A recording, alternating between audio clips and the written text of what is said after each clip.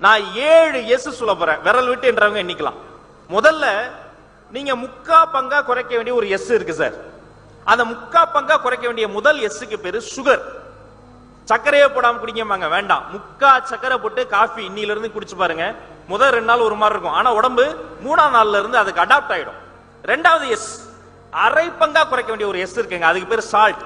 அரை உப்பு போட்டு நீங்க சாம்பார் சாப்பிடுங்க, அரை உப்பு போட்டு கீரை சாப்பிடுங்க, அரை உப்பு போட்டு ஒரு புடலங்காய் சாப்பிட்டு பாருங்க. ஒரு நாள்ல உங்க உடம்பு வந்து நீங்க ரொம்ப ஆரோக்கியமா ஃபீல் பண்ணுவீங்க. உங்களுக்கு வேர்க்கும் போது கஷ்டமா இருக்காது, வேர்த்தா நல்லா இருக்கும். மூணாவது, நீங்க வந்து 1/4 பங்கா குறைக்க வேண்டிய ஒரு எஸ் இருக்குங்க. அந்த எஸ்க்கு பேரு ஸ்ட்ரெஸ். என்ன வந்தாலும் ஒரு ஸ்ட்ரெஸ் வந்துரும் தெரியுமா? ஃபங்க்ஷனுக்கு டைமுக்கு வரலனா ஒரு ஸ்ட்ரெஸ், டைமுக்கு வந்த பிறகு அது வந்து டைமுக்கு மத்தவங்க வரலனா ஒரு ஸ்ட்ரெஸ். எந்த ஸ்ட்ரெஸ்ஸா இருந்தாலும் 15 நிமிஷத்துக்கு மேல அதை பத்தி யோசிக்க கூடாது. உட்கார்ந்துடலாம் ஒரு 1/4 மணி நேரம் அதை பத்தி யோசிக்க போறேன், நல்லா 1/4 மணி நேரம் பெருமூச்செல்லாம் விட்டுட்டு அதுக்கப்புறம் அதை பத்தி யோசிக்கவே கூடாது. 4வது எஸ், முக்கியமான எஸ், ஜீரோ ஆக்க வேண்டிய ஒரு எஸ் இருக்குங்க. மொத்தமா கட் பண்ண வேண்டிய ஒரு எஸ் இருக்கு. அந்த எஸ்க்கு பேரு ஸ்மோக்கிங். எப்பவோ ஏதோ வயசுல யாரோ ஒருத்தர் வந்து கத்து கொடுத்த ஒரு பழக்கம். நாம சும்மா தான் இருப்போம், ஒரு ஃப்ரெண்டு வேணும்ட்டே நம்ம முன்னாடி அடிச்சு மூஞ்சிலே விடுவான் தெரியுமா? நாம வந்து வேண்டாம் வேண்டாம்னு நீ அடிச்சு பாரு அப்படிமா.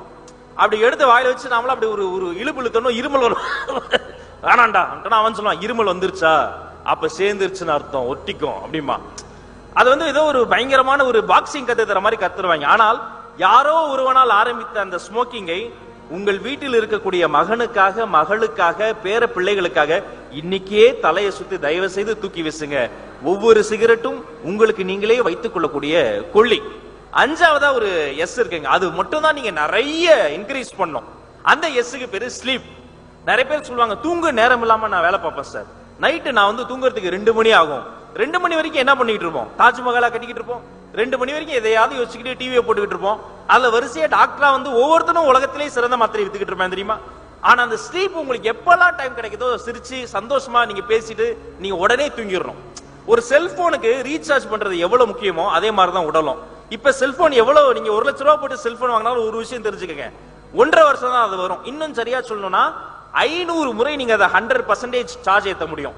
அது எவ்வளவு காஸ்ட்லி போனா இருந்தாலும் 501 முறை சார்ஜ் ஏத்துறீங்க அது வேலை செய்யாது. இப்படிதான் இப்படி உருவாக்குறாங்களே மேனுஃபேக்சரிங். அதே மாதிரி உங்க உடலும் நீங்க எவ்வளவு தூங்குறீங்களோ தூங்காத நேரங்கள்ல உங்க முகம் வளர்ச்சியா இருக்கும். 6வது எஸ் ஒன்னு இருக்குங்க. அந்த எஸ் வந்து நீங்க வந்து வாழ்க்கையில ரொம்ப செய்யாத ஒரு எஸ். அந்த எஸ்க்கு பேரு ஸ்வெட், வியர்வை. ஒண்ணுமேனா வீட்டுக்குள்ளேயே சும்மா ஒரு 4 வாட்டி குதிங்க, ஹாலுக்குள்ளாரே ஒரு 8 போட்டு நடங்க, லிப்ட்ல ஏறுறோம் இறங்கும் போது படி வழியா இறங்குங்க, காலை நேரத்துல முடிஞ்சா வாக்கிங் போங்க, பனியா இருக்கு, சாயந்தர நேரத்துல முடிஞ்சா வாக்கிங் போங்க, தூசியா இருக்கு, வீட்டுக்குள்ள கதவை சத்திரி வீட்டுக்குள்ளேயாவது ஓடி ஓடி ஓடி ஓடி ஒரு சுவருக்கும் இன்னொரு சுவருக்கும் இடையில ஒரு பந்து ஓடும் பாருங்க, அப்படி ஓடுங்க.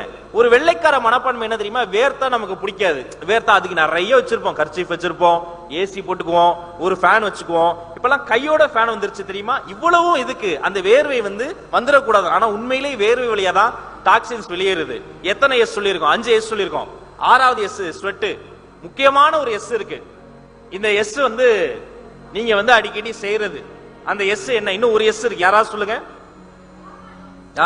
எஸ்னா சாப்பாடு. தெய்வமே,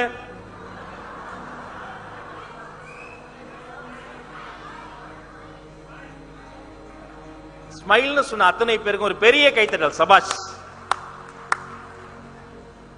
சத்தியமா சொல்றேன், நீங்க எவ்வளவு நல்லா இருக்கணும்னு நினைக்கிறாங்களோ அதுல 4 பேர் நீங்க நல்லாவே இருக்க கூடாதுன்னு நினைப்பான் தெரியுமா? எங்க உட்காரோங்கிறதுல நாம கண்டுபிடிச்சிடலாம். சில இடங்கள்லாம் போனா, அந்த ஹோட்டல்லாம் போனா நான் அந்த கிச்சன் பக்கத்துல உட்கார மாட்டேங்க. அவங்க சமைக்கிறத பார்த்தா நமக்கு சாப்பிடுற ஆசையே போயிடும். நல்ல நல்ல ஒரு நெட்வொர்க்கிங் பண்ணக்கூடிய இடத்துக்குலாம் வந்தா சில பேர் சிரிச்சு சந்தோஷமா கை தட்டி உற்சாகமா இருப்பாங்க, ஸ்மைலிங் ஃபேஸோட இருப்பாங்க. அவங்க பக்கத்துல உட்கார்ந்தா நமக்கும் பாசிட்டிவிட்டி ஒட்டிக்கும். சில பேர் அவங்களும் சிரிக்க மாட்டாங்க, இடி விழுந்த இருளாண்டி மாதிரி இருப்பாங்க. நாம லேசா கை தட்டி சிரிச்சா எட்டி பார்ப்பாங்க, சந்தோஷமா இருக்க, உனக்கு என்னப்பா, பயங்கர சந்தோஷமா இருக்க. நண்பர்களே, ஏன் ஸ்மைல் முக்கியம்னா, சிரிப்போட ஒருத்தர் கிட்ட பேசும்போது அதை விட பாராட்ட அவங்களுக்கு எதுவுமே கிடையாதுங்க. முக்கியமான விஷயம், சுவிட்சர்லாந்து கேள்விப்பட்டிருப்பீங்க, சில பேர் போயிருப்பீங்க. உலகத்தின் அழகான வெள்ளை நாடு சுவிட்சர்லாந்துல மே மாசம் 24ஆம் தேதி அவங்க நேஷனல் சயின்ஸ் டே கொண்டாடுறாங்க. ஏன்? அன்னைக்குதான் அவங்க நோபல் பரிசு வாங்கினாங்களா, சுதந்திரம் வாங்கினாங்களா? ஒண்ணும் கிடையாது. 2004ஆம் ஆண்டு மே மாதம் 24ஆம் தேதி அந்த ஊருக்கு ஒருத்தர் ஒரு 5.5 மணி நேரம் வந்துட்டு போனாரு. அது நேஷனல் சயின்ஸ் டேன்னு கொண்டாடுறாங்க. வந்து போன மனிதரின் பெயர் ஐயா APJ Abdul Kalam. Switzerland national science day கொண்டாடுகிறது. காலையில எழுந்தோன்னா ரயில்வே ஸ்டேஷன் போய் பேப்பர் தான் வாங்கிட்டு வீதி வீதியாக சென்று வீடு வீடாக சென்று அந்த பேப்பரை போட்ட ஒரு சின்னஞ்சிறு சிறுவன் அதே பேப்பரின் தலைப்பு செய்தியாக வந்த வரலாற்றின் பெயர் ஐயா ஏபிஜே அப்துல் கலாம். இப்பதான் முக்கியமான கேள்வி. நம்ம தமிழ்நாட்டு மண்ணில் பிறந்து கவர்மெண்ட் ஸ்கூல்ல படிச்சு ஒரு நாளைக்கு 2 வேளை தான் அவங்க ரொட்டி சாப்பிடுவாங்க. அக்னி சிறகுகள் அந்த இடத்த படிக்கும் போது அழுதுட்டேன். அதுல கருகி போன ரொட்டி அவங்க அப்பா எடுத்து சாப்பிட்டு வரான் டெய்லி. ஏன்பானா எனக்கு கருகின ரொட்டி பிடிக்கும்னு சொல்றாரு.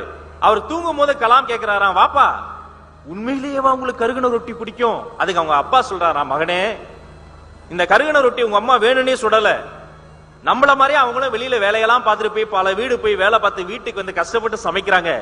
ஒரு கருகின ரொட்டி சாப்பிட்டா என்னுடைய வயிறுக்கு ஒண்ணுமே ஆகாது. நான் ஒரே ஒரு வார்த்தை திட்டிட்டு அவங்க அம்மா மனசு காயப்படடான்னு சொன்னாரு. அப்படிப்பட்ட வாப்பாக்களும் அம்மாக்களும் சேர்ந்து வளர்த்த இந்த கலாம் என்ற ஒரு மனிதன் உருவாகி இன்னைக்கு சுவிட்சர்லாந்துல 5 மணி நேரம் வந்து போனதுக்கு ஒரு நாடே அது சயின்ஸ் டே கொண்டாடுது பாருங்க. அவர் தான் நான் சொன்ன 7 எஸ்ஸையும் ஃபாலோ பண்ணிருப்பார். சிரிச்சுக்கிட்டே இருப்பார் தெரியுமா? அதிகாரிகள் கிட்ட போய் தொழிலதிபர் கிட்ட போய் நான் பேசும்போது சிரிச்சா பரவாயில்ல. சின்ன குழந்தை தப்பா இங்கிலீஷ் பேசுவான், பேசட்டும் விடு, டாக் டாக் அப்படிம்பாரு. சிரித்த முகத்தோடைய ஒரு குழந்தை மனசு அவருக்குள்ளே வச்சுக்கிட்டே இருப்பாரு. அப்படி நமக்குள் இருக்கக்கூடிய என்றோ நாம் தொலைத்து விட்ட குழந்தையை, என்றோ அந்த சிரித்துக்கிட்டே இருக்கிற அந்த குழந்தையை ஸ்ட்ரெஸ்னால் தவற விட்டோமே, அப்படிப்பட்ட குழந்தையை மறுபடியும் மகிழ்ச்சியான ஒரு குழந்தையை இந்த உலகிற்கு நம்ம நமது முகத்தின் மூலமாக வெளில கொண்டு வருவோம். அப்படி வந்துட்டா இந்த மேடை மட்டும் கிடையாதுங்க, நம்ம வாழ்க்கையே மகிழ்மதி மகிழ்மதி மகிழ்மதி என்று சொல்லி வாய்ப்பளித்த நல்ல உள்ளங்களுக்கு நன்றி பாராட்டி விடைபெற்று செல்கிறேன். நன்றி.